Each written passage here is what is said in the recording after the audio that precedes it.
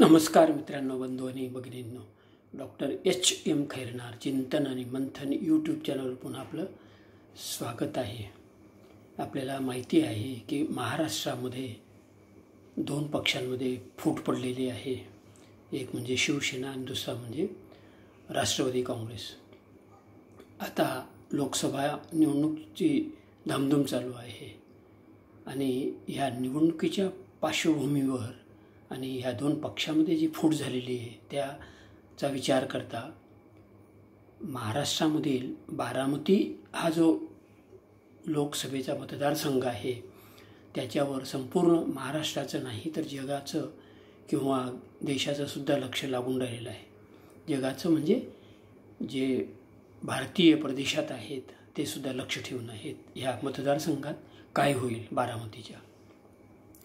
त्याला कारण असं आहे की शरद पवार हे देशातले एक ज्येष्ठ नेते आहेत. राज्यातले तर आहेत पण देशातले ज्येष्ठ नेते आहेत.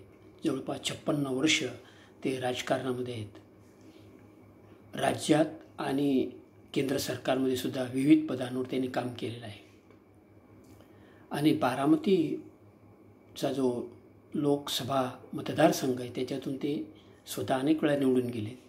नंतर त्यांचे पुतणे अजित पवार ते निवडून गेले आणि सध्या त्यांची कन्या शरद पवारांची कन्या सुप्रिया सुळे ह्या खासदार आहेत. त्याही 3 वेळा निवडून गेलेले आहेत. आणि अजित पवारांनीच बंड केलं, म्हणजे त्यांच्या पुतण्यांनी बंड केलं आणि अजित पवारांनी त्यांच्या पत्नीलाच सुप्रिया सुळेंच्या विरुद्ध बारामतीमध्ये उमेदवारी दिलेली उभं केलेलं आहे. आणि सकृतदर्शनी महाविकास आघाडी म्हणजे शरद पवारांची राष्ट्रवादी काँग्रेस आणि उद्धव ठाकरेंची शिवसेना अशी ही महाविकास आघाडी. आणि त्या महाविकास आघाडीच्या माध्यमातून म्हणजे शरद पवारांच्या राष्ट्रवादीच्या माध्यमातून सुप्रिया सुळे उमेदवार आहेत बारामतीच्या. तर तिकडे महायुती भाजप शिवसेनेचा फुटीर गट शिंदेंचा आणि राष्ट्रवादीचा फुटीर गट अजित पवारांचा ही महायुती.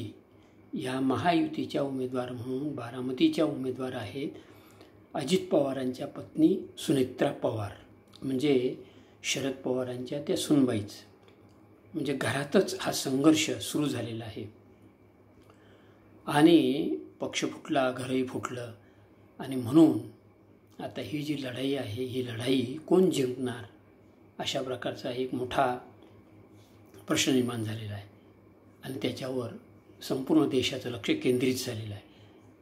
आता आजचा आपला जो विषय आहे तो असा आहे की सुनेत्रा पवारांच्या प्रचारसभेमध्ये भाषण करताना मुख्यमंत्री एकनाथ शिंदे म्हणाले तिकडे बारामतीला की भाकर फिरवायची वेळ आलेली आहे. म्हणजे काय झालेलं आहे, भाकर फिरवायची वेळ आली म्हणजे नेमकं काय झालं आहे. सुप्रिया सुळे शरद पवारांची कन्या आणि सून म्हटलं तर ती सुनेत्रा पवार, म्हणजे पवार घराण्यातच लढाई चालू आहे. कोणी निवडून आलं तर पवार घराण्याचंच असणार आहे. मग भाकर फिरणार कशी? कोणी निवडून आलं तर घरातच खासदारकी राहणार आहे.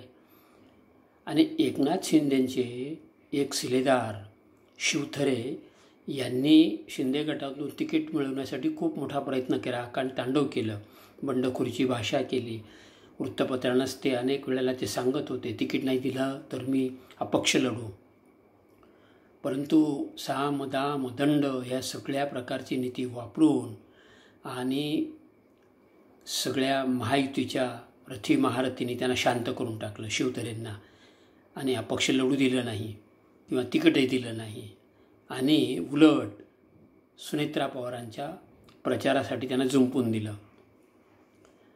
मग जर तुम्हाला खरोखर भाकर फिरवायची होती शिंदेंना, एकनाथ शिंदेंना, तर शिवतार्यांना तिकीट का दिलं नाही? किंवा शिवतार्यांच्या जे काही अपक्ष उमेदवारी त्यांनी जाहीर करायचा प्रयत्न चालवला होता आणि उभं राहायचा प्रयत्न चालवला होता त्यालाही पाठिंबा का दिला नाही? मग भाकर फिरणार कशी? म्हणजे भाकर तर फिरवायची आहे. मग हे वरवरचं बोलणं झालं, त्याला कुठलाही आधार नाही आहे. म्हणजे भाकर फिरवायचं म्हणायचं म्हणजे दुसऱ्याला उमेदवारी दिली नाही किंवा दुसऱ्याला उभंही राहू दिलं नाही. आणि पवार घराण्यातच आता ही उमेदवारी दोन्ही बाजूने आहे. महाविकास आघाडी आणि महायुती म्हणजे खासदारकी घरातच राहणार आहे, भाकर फिरणार कशी? तर हे जे आहे हे अयोग्य आहे, हे जनतेला पटत नाही आणि अयोग्य आहे. जय हिंद, जय महाराष्ट्र. Doctor H M. खैरनार चिंतन आणि मंथन यूट्यूब चॅनलला लाईक, शेअर आणि सबस्क्राईब करा अशी आपल्याला विनंती आहे.